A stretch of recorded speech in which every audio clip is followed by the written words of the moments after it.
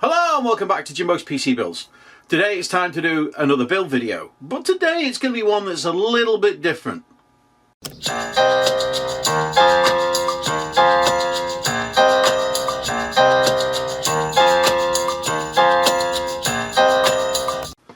So this behind me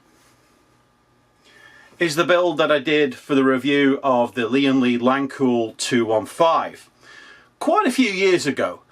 It's got a Radeon RX 590 in it. It's got a Ryzen 5 2600 in there. It's already got, I think, 16 gigs of RAM. It's got a NVMe drive in there, but it's also got mechanical storage. Today what I'm going to do is I'm going to upgrade this. Now this is probably going to be two parts. One, I'm going to, well, first of all, let me show you the parts I'm actually going to put in the install for the upgrade. Firstly, we have the Ryzen 5 5600. A big step up from the 2600, I hope you'll agree. Secondly, we have the Radeon RX, so still sticking with Radeon on this one, the 6650 XT. So again, a big step up to a graphics card that's only one generation behind from a Radeon point of view. I'm not going to upgrade the storage, I'm going to leave it as is. I'll probably upgrade that in the future. I'm not changing it now because purely the boot drive's okay. What I could really do with is leaving the mechanical storage in there and then adding maybe a 1TB or a 2TB NVMe drive for, say, the apps and games and stuff like that. But I'm probably going to do that in the future. I'm not going to do that today. But one of the chief issues I'm going to encounter with this, and anybody doing the similar type of upgrade, is with the chipset that's in there. I can't remember what chipset it's in there, but it's an older one. Let me see. It's a B450 chipset. Now, that might need, or it's got every chance it will need, a BIOS upgrade to be able to recognize the 5600 when I put it in. So the video is going to be in two parts. One is the BIOS upgrade, and two is the upgrade of the parts. Now the cooler that's in there, which is a Cooler Master cooler, I'm just going to stick with that. There's no point in changing that up. It's more than adequate for the 5600, which is really not that hot of a chip to start with. Alright, without further ado, let's get on with upgrading the BIOS. Now upgrading the BIOS is going to be in two parts. The first part is I've got to go and download the BIOS, and then the second part is actually installing the BIOS. So I'm going to do that now. I'll try my best to film it. Obviously with the space I've got it's going to be difficult, but I'm going to try my best to do it. But I will try and go through the steps. I'll probably video it live and then edit it down to a more reasonable part of a video, so then I can go on to the main chunk, which is the upgrade of the hardware. So before I go through upgrading the BIOS, I just want to mention one thing. I've already filmed it. I don't have a capture card on this new machine because obviously it's new, I didn't want to put it in and all that kind of stuff, install the Windows, blah, blah, blah, blah, blah. So I had to film it using the camera, looking at the screen. I have a light directly above the screen, so therefore I had to position the camera where you could see what was going on, but you really couldn't see the glare, which meant you'd be able to get some value from it.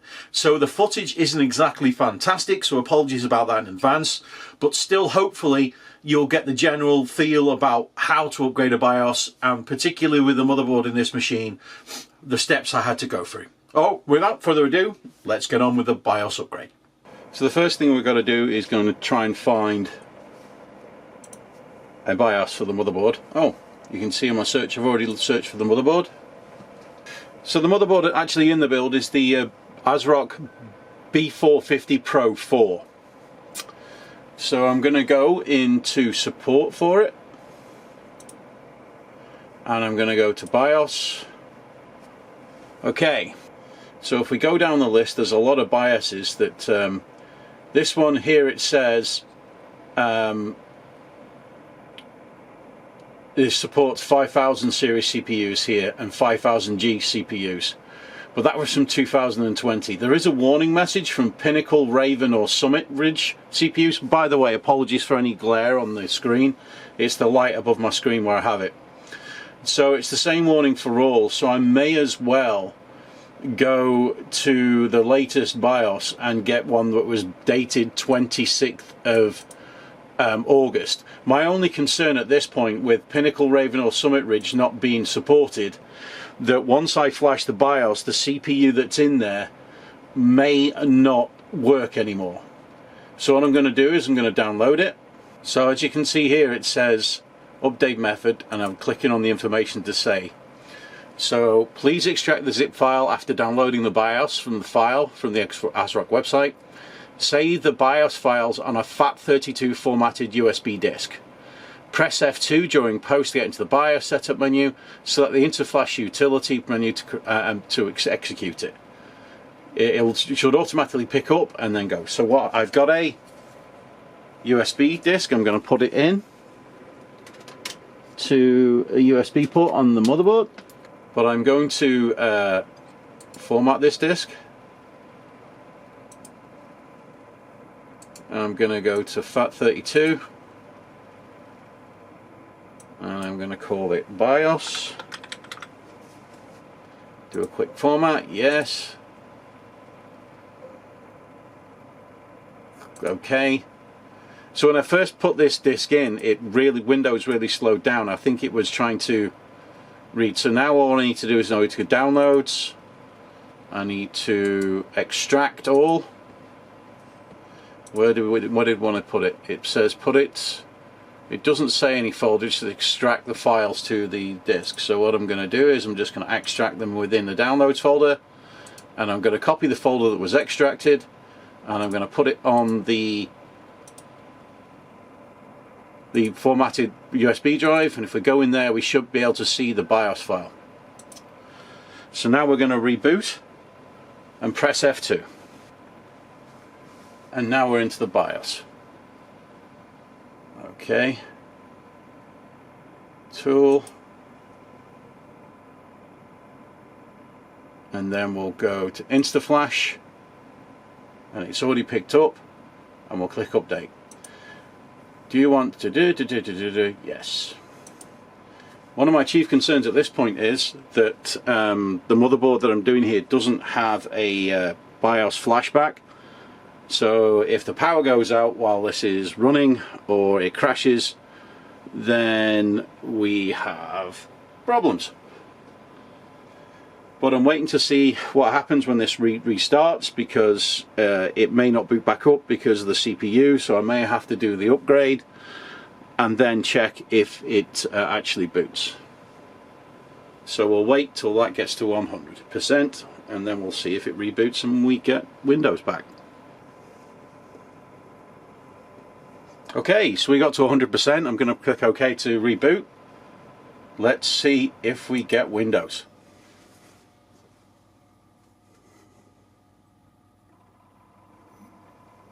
The system's restarted.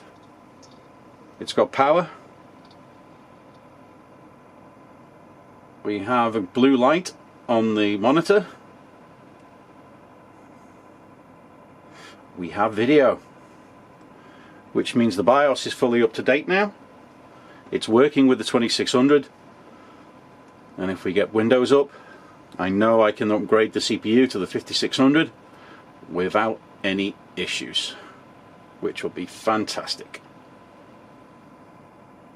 It's cycling through a couple of times just because the BIOS is making sure everything's right, and probably memory training, that kind of stuff. But now we've got Windows running. And there we are. Windows is up and running, which is great news. Alright, we'll now do the upgrade and then we should be good to go. So taking the back off to have a look at the cable management, which doesn't actually look too bad. Well, the other reason I did that is because I've got to get the fan for the CPU cooler out. Looks like I've attached it with a very small cable tie to one of the fan holding places, so I'm going to have to cut that, but then we'll move around to the front. Once I've got that off, then we'll move around to the front, and then in the front we'll take off the CPU cooler. I don't need to take the bracket off of the CPU cooler, I did leave that in place. I'll have to clean up all of the thermal paste, etc., Then we'll take out the graphics card. I might do that first actually to give me more room, and then I'll be able to install the CPU, reapply thermal paste, and then reattach the cooler again, and then we should be good to go.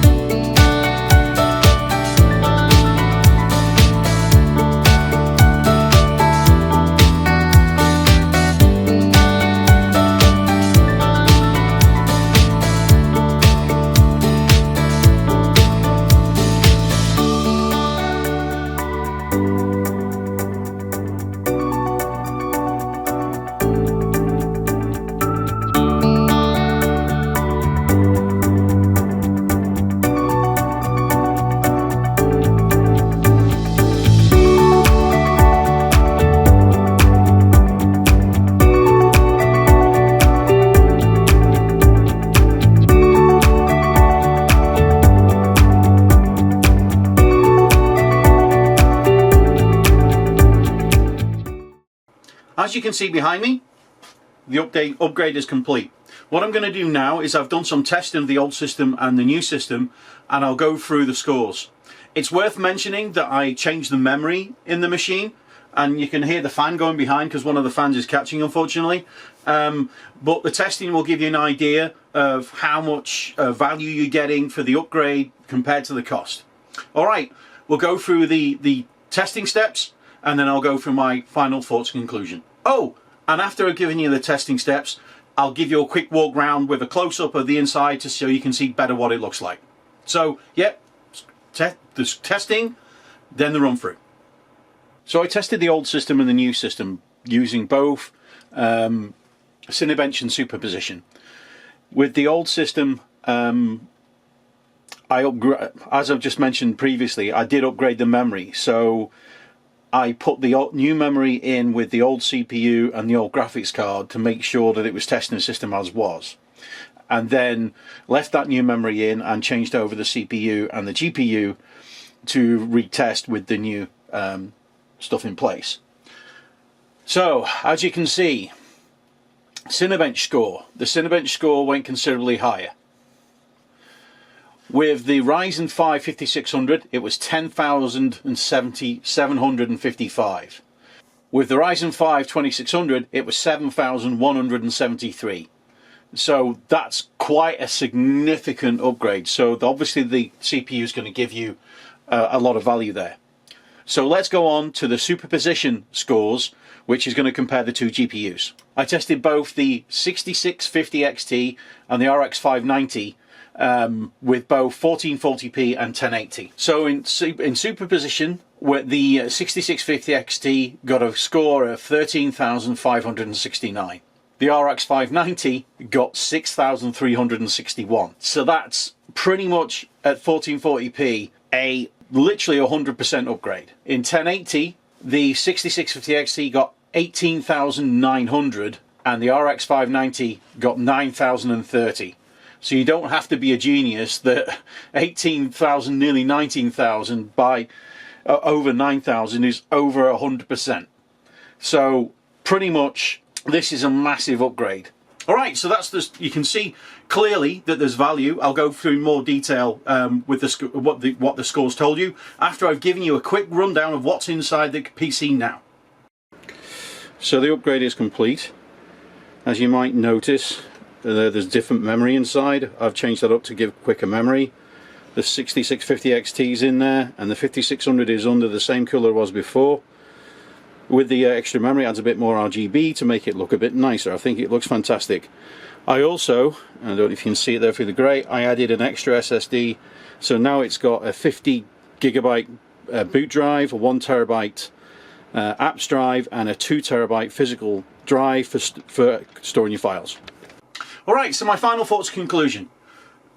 It's absolutely clear that even without upgrading the storage, that the upgrade of the 5600 CPU, Ryzen 5 5600, and the 6650 XT is a massive upgrade to what was there. This PC now, it's not cutting edge, the graphics card isn't the best in the world, but you could get value out of this for another 3-4 years and still play some pretty good games, maybe on lower settings, for the next 3 or 4 years at 1080p. So with the cost in mind, with the graphics card around $200 and the CPU around $100 or just less, it's basically around $300 or just under to have a much better machine that's going to last for 3-4 years. Is the value there? Absolutely. From a productivity point of view, it's going to be better. From a gaming point of view, it's going to be better. Just all around, just by buying 2 items and putting them in, it's 100% better. Now, let me address the elephant in the room. You might be thinking, okay, you got the 5600 CPU. You could have gone higher. I could have gone for the 5700 X3D or whatever it was.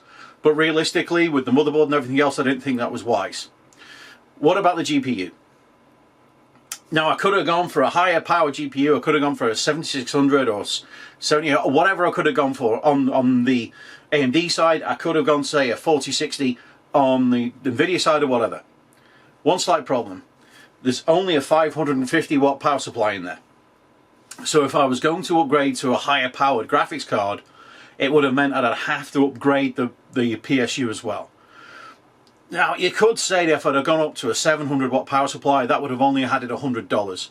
What it does do, it adds a significant amount of complexity compared to the upgrade I did. Because somebody who's never really upgraded a machine before or built a PC before, just changing out a graphics card is relatively easy. Changing out a CPU is relatively complex. However, with this, not changing the cooler, all I had to do is undo it and then put a new CPU in. So realistically, it's not that big of a change. Whereas changing the PSU, to somebody who knows what they're doing, that would have been a relatively simple change as well. All you got to do is disconnect everything out, undo all of the cable management and everything else. But I went for the approach that for somebody who really doesn't know that much about what they're doing, could they do this with relative ease? And I think with the value that you get from it, yes. All right, please post your thoughts in the comments down below about the choices of parts that I made for the upgrade. Do you think I could have done something differently? If you've got any questions on the upgrade, if you've got any questions on how to install the CPU, I didn't really cover that. This wasn't a install guide, but if you need any questions answered on how to install a CPU like this in an AM4 motherboard like this, please ask. As I've already covered how to update your BIOS, hopefully that should help as well. But yeah, I didn't really cover that in much detail. So if you want to ask questions like that, then please do. Alright, well I hope all of this was helpful. If you know any questions, let me know. Please toss a like on the video if you liked it. Don't forget to subscribe, because subscribers are always welcome. Yeah, and again, I hope this was helpful. And as always, take care.